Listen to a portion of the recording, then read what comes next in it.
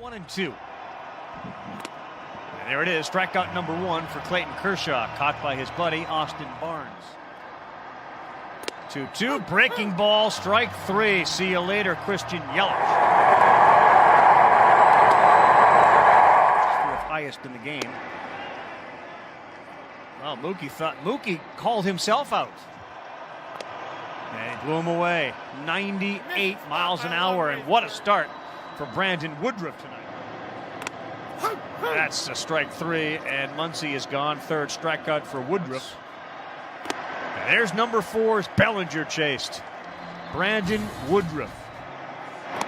Got him. 1-2. Yelich hit it hard, but it is right at Cody Bellinger. That's a perfect pitch. That's strikeout number 5 for Woodruff. Woo! How about a little changeup at 85? This time he jumped him on a fastball first time up, and there you go with an 88 mile an hour. There's another one. Clayton Kershaw, a 1-2-3 inning. He's got 5 strikeouts. See ya. Changeup caught. Strikeout number 7 for Woodruff. Oh, my goodness. Brandon Woodruff. 8 strikeouts through 4. 0-2, 0-3. Kershaw's 6th. 0-2, what do? You chase, and Clayton Kershaw wasn't close to Woodruff. All of a sudden, he's one behind him. Oh, wow. Strikeout number 9.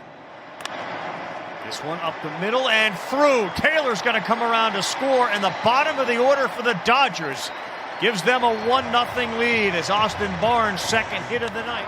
Betts ropes. That's a fair ball down the line. That's going to bring in 1. Here comes A.J. Pollock. And rounding third and heading home and scoring is Austin Barnes. Seager gone 96 miles an hour. Ever gone to the playoffs, having never been over 500 for even. It's a good lineup for Kershaw to face. Now he's pitching with a lead, and that's the type of swings he's getting tonight. Yelich does this all the time. Kershaw, strut off the mound, double digit. Josh Hader fires away. He's been great tonight, though. Clayton Kershaw, 11 strikeouts, curveballs. The postseason started. That wasn't true of the Atlanta Braves pitching, especially their starting pitching. Good all the time, but that's number 12 on the strikeout meter for Clayton Kershaw tonight. Got him leaning. Did he get him? He got him. Called out is Urias. He did, and then it's a 1 pitch and a strikeout.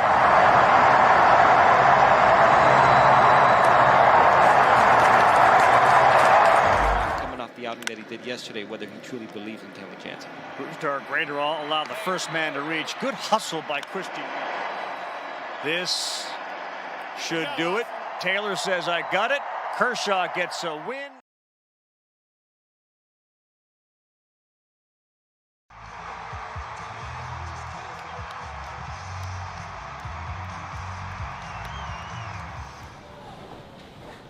Dallas time. Dallas time. Going to the big D. 2 RBI singled. Can you kind of take me through that at bat and what you were waiting for in that particular at bat? Before I get to that, I gotta give credit. I know CT got a big hit right there, and then Belly got a hit. AJ hustled down the line, forced a little bobble there. Barnesy came through clutch with a big knock there to make it a little easier on me. I was just looking for a good pitch to drive. He fell behind 2-0, so I knew he had to come to me, and so I was just ready.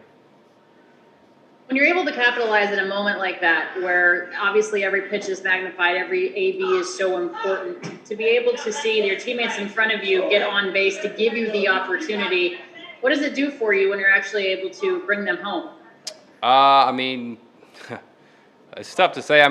Obviously it gives you a little confidence, just to want to come through in a situation like that. But it was huge, as a team effort, and also got to give a shout out to Kirsch for doing what he did today. That was pretty spectacular for sure. It was actually historic in the postseason for Clayton Kershaw. Mookie, 13 punch-outs is a postseason high for him. All of them coming on his breaking ball. I realize that you're in right field and not necessarily able to see everything he's doing on the mound, but how dominating of a performance was it from your vantage point? I mean, it just they never could build anything. I think they got 3 hits, I believe, and I think he only walked with 1 guy, and so they never could get started. And so he gave us all the opportunities in the world to capitalize, and you can't ask for any more than what he did today. How much of a moment like this is the reason why you came to Los Angeles to begin with and decided to stay here for the remainder of your career? I didn't have much of a choice when I came here, but obviously, I'm here for good now, and I'm just happy to be a part of what's going on here. Like I said, I'm just here to plug and play. These guys have been doing it for years now, and so I'm just hopping on board. Congratulations. As far as your postseason starts are concerned, what do you take away from this one in terms of the way that you're able to dominate tonight? Yeah, this was great. This was a fun night for me. Get the postseason off to a good start, and yeah, we get to move on too. So it doesn't really. It kind of feels like a postseason victory, and just with the expanded playoffs, it's kind of like now the postseason is starting. But nonetheless, we still had to do our job. We still had to get there, and now we get to get going. You grew up in Texas watching games in Arlington, albeit not the same ballpark. I understand that, but how nice is it to be able to pitch your team into the postseason in your hometown? Yeah, if you would have told me that the first time I'm ever going to pitch in Texas is in the division series against somebody that's not the Rangers, I mean, it's just like it's the craziest thing ever. But I've been to Texas a few times. I've never actually gotten to pitch there, so it's going to be weird. I live literally 10 minutes from the team hotel, and so I'm going to be staring at friends and family through a glass wall, and so it's just it's a weird deal. But the good news is it's a weird deal for everybody, and I think the bubble will be fun. Get to be able to actually interact with some people finally, so that'll be great. You had such good success tonight, Clayton, with the slider in particular. 10 of your 13 strikeouts came on that slider, 3 on your curve. What do you think made that slider so effective for you tonight?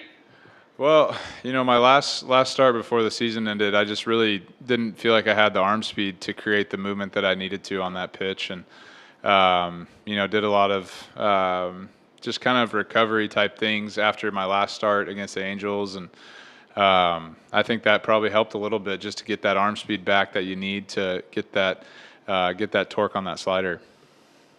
Is that something you experienced before and knew exactly how to handle that, or was that just that last outing in particular? Yeah, I mean, every once in a while your arm doesn't feel, it just don't feel like it's coming out the way you want it to, and that happens. But able to work on some things and did some extra like recovery type things, which might have helped. I don't know.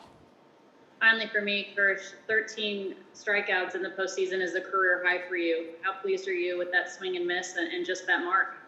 Yeah, well, sometimes swing and miss is important, but the biggest thing is just being efficient. Being able to get deeper in the games, and throwing 8 innings was awesome, and seeing Gratterall get his first save was pretty funny, pretty cool. So it was a good night all the way around. How nice is it to be able to manage a performance like that you got from Clayton Kershaw tonight?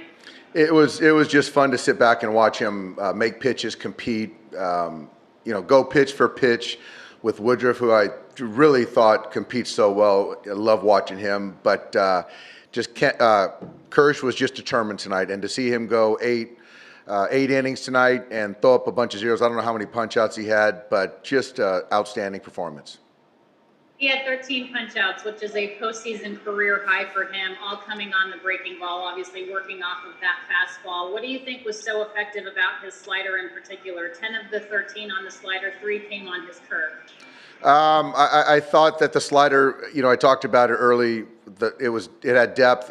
He was going glove side with it, traditional, which he's always done. Then he was going arm side with it, then mixing the curveball, fastball play tonight. So it was just a really good mix. I thought Austin did a fantastic job with him.